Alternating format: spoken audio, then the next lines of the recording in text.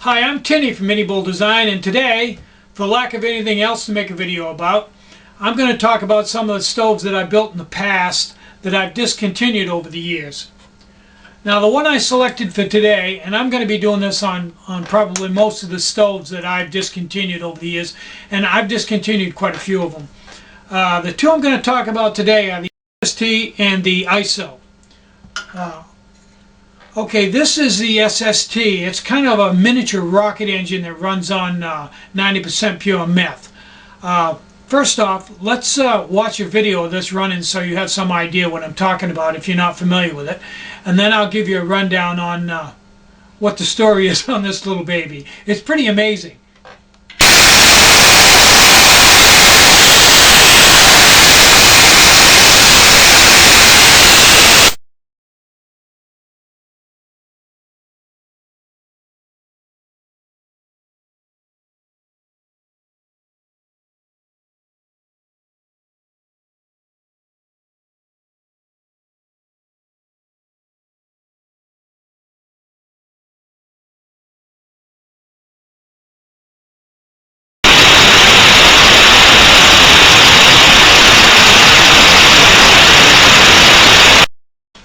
Okay, now that you've seen it run, here's the deal.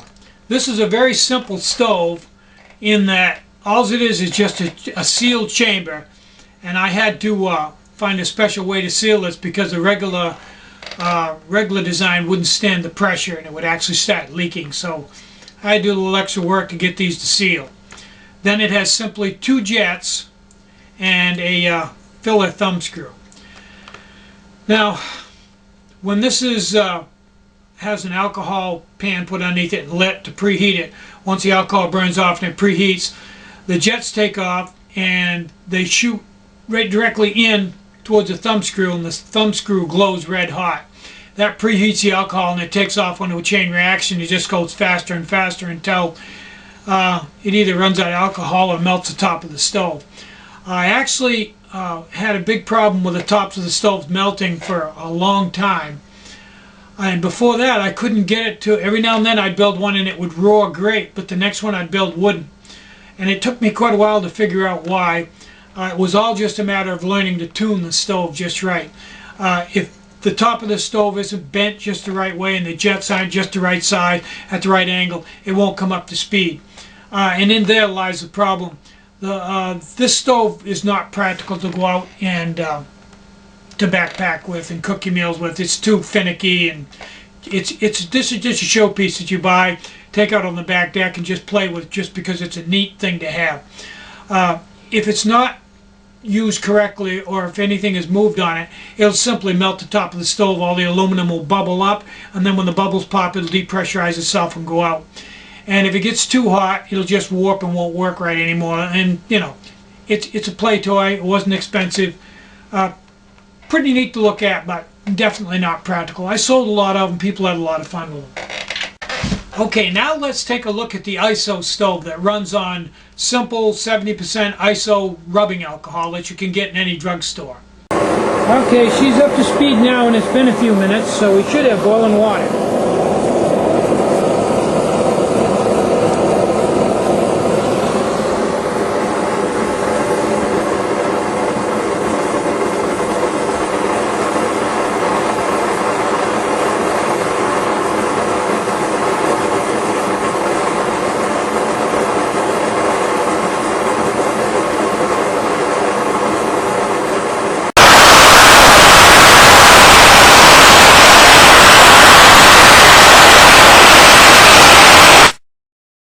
Okay, now that you've seen the video, you can see this is a pretty intense little stove, and it's almost impossible to believe that this thing is running on just rubbing alcohol.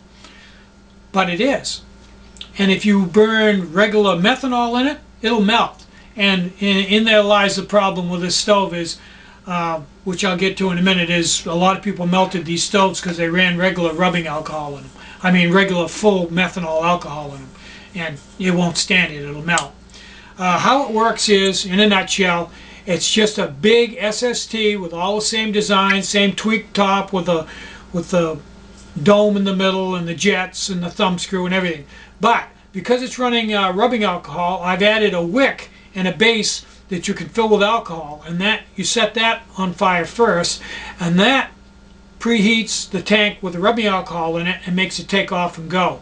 And there's such a vortex that the fumes come, that the flames coming up from the wick are sucked right in, and you can't even hardly see them. It's pretty amazing. But the problem is, because it's running 70% iso rubbing alcohol, when the alcohol burns off, you have 30% water left over. That's 70% alcohol, 30% water. And the water would soak the wicks up, and then when you did the next burn, it wouldn't burn that well because the wick would be wet. So I started selling it with a couple of spare wicks and told everybody if they're going to do 2 burns fairly close together to change out the wick and let the other wick dry out. But in the end, people didn't follow the directions, and they would get discouraged, and they'd try regular full strength 90% alcohol in it and burn the stove up, melt it. It would get, the top would melt and crash in, or it would get a bubble in it. And the third reason why the stove, why I finally pulled the stove, was non-stovies, people that didn't know that much about alcohol stoves, watched the video and thought they'd just throw away their MSR pocket rocket, buy one of these and save £1 pound of weight because they wouldn't have to carry the canisters and everything. It's not that kind of stove. It's fairly finicky. It takes a real stovey to run it, and there aren't that many of them around. So I felt it was just too complicated for the general public to run, so I took it off the, it wasn't a good seller anyway, so I took it off the store. Good stove just requires a lot more technology than the average person is willing to put into it to make it run right. So I'm Tinny from minibulldesign. Get out and hike, and more important than anything, have a great day. Bye-bye.